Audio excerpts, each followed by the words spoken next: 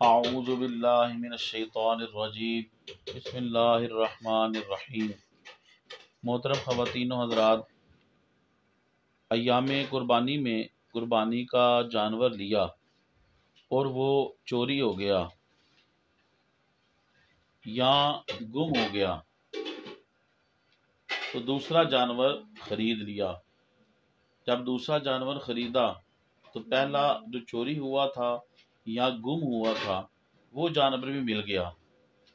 اب اگر تو وہ غنی ہے، یعنی مالک نصاب ہے، غنی ہے، تو اس کو اختیار ہے کہ جو اس نے اب خریدا ہے یہ جو پہلے خریدا ہے، دونوں میں سے جس کو چاہے وہ ایام قربانی میں اللہ کی راہ میں قربان کر دے۔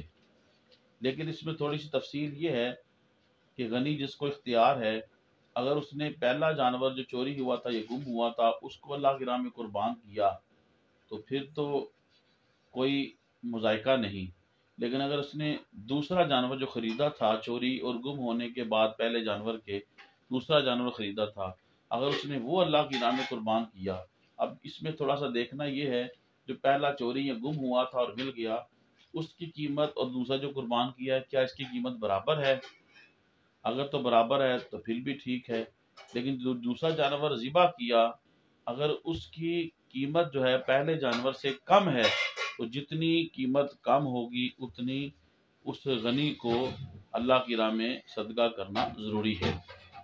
اگر کسی بندے کا جانور چوری یا گم ہوا اور اس نے دوسرا خرید لیا، وہ فقیر ہے اور اس نے دوسرا خرید لیا تو واجب الاحترام اب پہلا بھی اس کا مل گیا تو جو فقیر ہے اس کے اوپر لازم ہے کہ وہ دونوں جانوروں کو اللہ کی راہ میں صدقہ کرے گا۔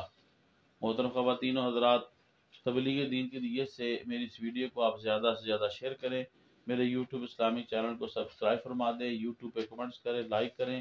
اللہ پاک آپ کو جزائے خیر دے۔ السلام علیکم ورحمۃ اللہ وبرکاتہ۔